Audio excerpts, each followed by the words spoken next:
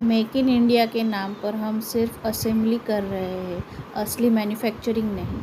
क्योंकि सरकार के पास छोटे एंटरप्रेन्योर के लिए न नीति है न सपोर्ट। जब तक भारत उत्पादन में आत्मनिर्भर नहीं बनेगा, तब तक रोजगार, विकास और मेक इन इंडिया सिर्फ भाषण में ही रहेगा। मोदी जी, एक गिलास पानी तैयार रखिए। इस बार मानसून में सिर्फ बारिश नहीं, संसद में सवालों का तूफान आने वाला है। ट्रंप के सामने सरेंडर का मुद्दा, सरेंडर। शेयर बाजार में निवेशकों से धोखे का मुद्दा।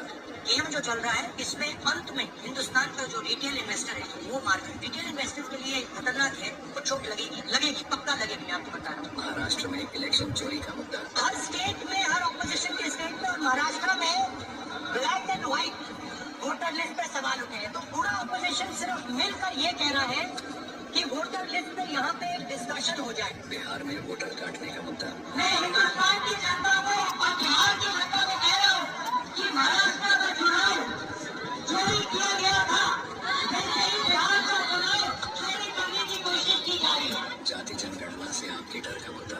जाति जनगणना हम करा के दिखाएंगे, मतलब इसे हाउस में यहाँ हम कास्ट सेंसस लागू करेंगे। अब चूंकि विदेश नहीं भाग पाएंगे, आइए अब सवालों के मेडल हम पहनाएंगे। नेताओं के दफ्तरों की छत जर्जर क्यों नहीं है? हमारे तानाशाह की विदेश यात्राओं पर अरबों रुपए खर्च हो रहे हैं। बेरहम तानाशाह को सिर्फ वोट बैंक चाहिए, इसलिए स्कूलों के बजाय मंदिरों पर करोड़ों रुपए खर्च कर रहा है। अनपढ़ रहेगा इंडिया, तभी तो अंधभक्ति करेगा इंडिया।